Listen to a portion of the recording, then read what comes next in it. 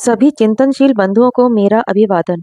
मेरे चैनल अमृत विचार में एक बार फिर आप सभी का हार्दिक स्वागत है। सबसे पहले जिन लोगों ने मेरे चैनल को सब्सक्राइब किया है उन सभी का बहुत बहुत आभार। और जिन लोगों ने अभी तक मेरे चैनल को सब्सक्राइब नहीं किया है या जो लोग पहली बार मेरे चैनल से जुड़ रहे हैं, कृपया मेरे चैनल को सब्सक्राइब करें, लाइक करें और ज़्यादा से ज़्यादा लोगों को शेयर करें, जिससे मैं इसी प्रकार अन्य जानकारियाँ ज़्यादा से ज़्यादा लोगों तक पहुँचा सकूँ। हमारे समाज में विवाह के कितने प्रकार प्रचलित रहे हैं, आज हम इसी विषय पर चर्चा करेंगे। मनुस्मृति में 8 प्रकार के विवाहों का उल्लेख है। वर्तमान समय में हमारे समाज में विवाह का जो प्रकार प्रचलित है उसे ब्राह्म विवाह कहा जाता है। परंतु ब्राह्म विवाह को समझने से पूर्व हमारे समाज में किस प्रकार के विवाह प्रचलन में रहे हैं, इसे जान लेना आवश्यक है।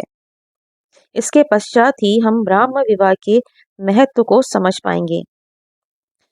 मनु, याज्ञवल्क्य तथा नारद स्मृति में विवाह के जो 8 प्रकार बताए गए हैं वो इस प्रकार हैं। ब्राह्म विवाह, दैव विवाह, आर्ष विवाह, प्राजापत्य विवाह, आसुर विवाह, गांधर्व विवाह, राक्षस विवाह तथा पैशाच विवाह। ये 8 प्रकार हैं। इनमें से पहले 4 उत्तम प्रकार के विवाह माने जाते हैं। इन्हें धर्म विवाह भी कहा गया है। अंतिम 4 अधर्म तथा निकृष्ट माने जाते हैं। इन्हें अधर्म विवाह कहा गया है। मनुस्मृति के अनुसार ब्राह्म विवाह में कन्या का पिता योग्य, सुशील, विद्वान युवक को ढूंढकर अपने घर पर आमंत्रित करता है और धार्मिक संस्कार करके कन्या को उस वर के प्रति अर्पित करता है। इस प्रकार के विवाह के आवश्यक तत्व 3 हैं: माता पिता की स्वीकृति, यथाविधि विवाह संस्कार करना तथा दहेज का न देना। दहेज का न देना इसलिए क्योंकि मनुस्मृति में लिखा है कि ब्राह्म विवाह में कन्या को केवल एक वस्त्र से अलंकृत करके उसको पति के प्रति अर्पित किया जाता है। केवल एक वस्त्र का ही अभिप्राय यही हो सकता है कि विवाह के समय आजकल जैसा यह दहेज का आडंबर नहीं किया जाता था। दैव विवाह के विषय में 2 विचार हैं। अल्तेकर जी का विचार तो यह है कि प्राचीन काल में गृहस्थ लोग समय समय पर बड़े बड़े यज्ञ करवाया करते थे।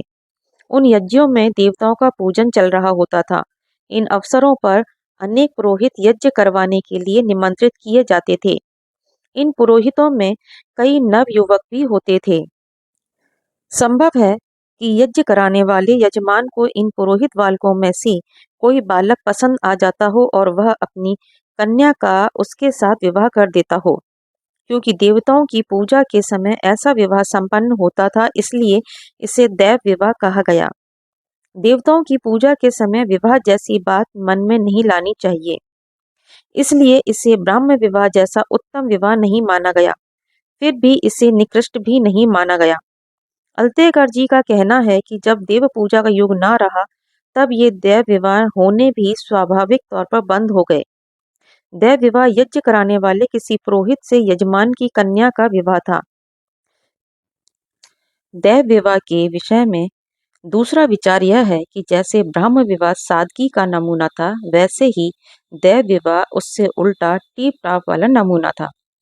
दैव विवाह में योग्य, सुशील, विद्वान युवक को और बड़े बड़े विद्वानों को यज्ञ में निमंत्रित करके और कन्या को वस्त्रों तथा आभूषणों से अलंकृत करके उस युवक के साथ कर दिया जाता था। यह विवाह तड़क भड़क का नमूना है, परंतु इसमें भी दहेज आदि लेने देने की कोई बात नहीं थी।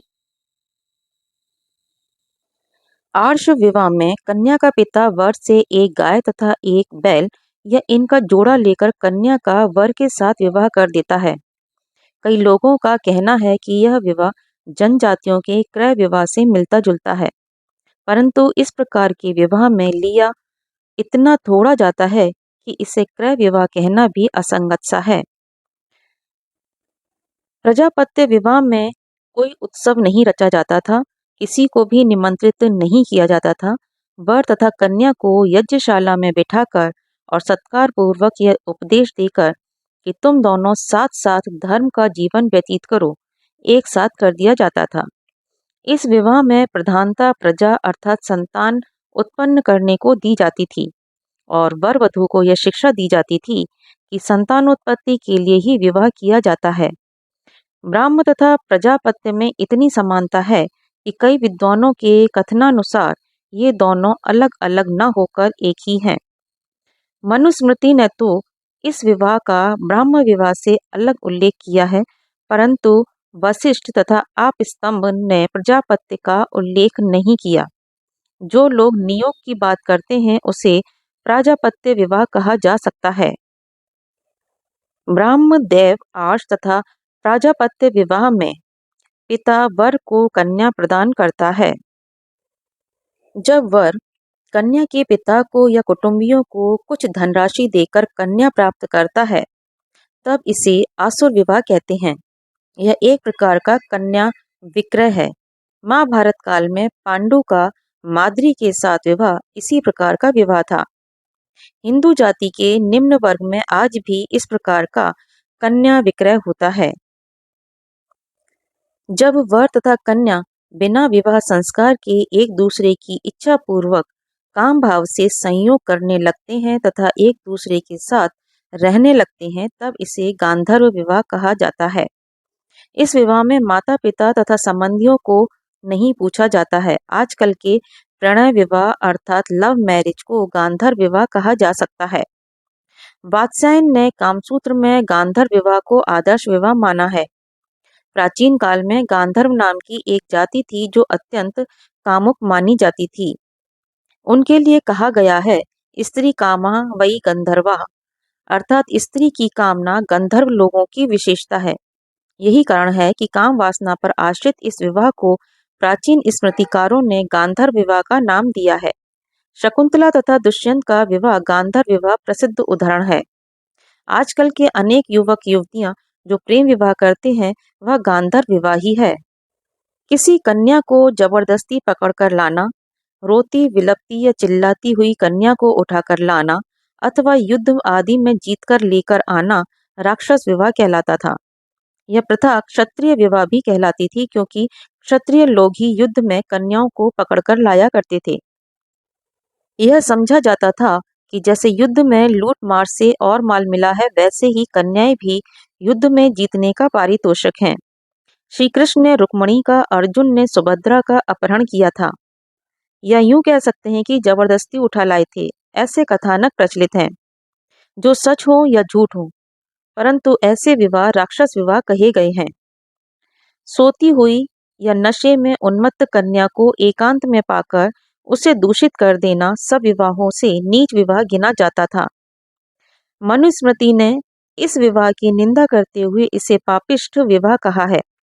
वशिष्ठ तथा आपस्तंभ ने इस प्रकार के विवाह की विवाहों में गिनती ही नहीं की है, परंतु मनु का इस प्रकार के जबरदस्ती संबंध को भी विवाह मान लेने का अर्थ यह प्रतीत होता है कि जिस स्त्री के साथ बलात्कार किया गया हो, जिसमें उसका अपना कोई दोष न हो, उसे समाज में से निर्वासित नहीं किया जाता था, तभी इसे विवाह कहा गया है।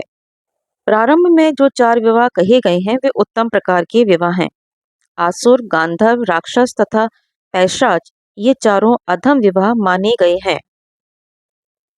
आज बस इतना ही, शेष चर्चा हम अगले वीडियो में करेंगे।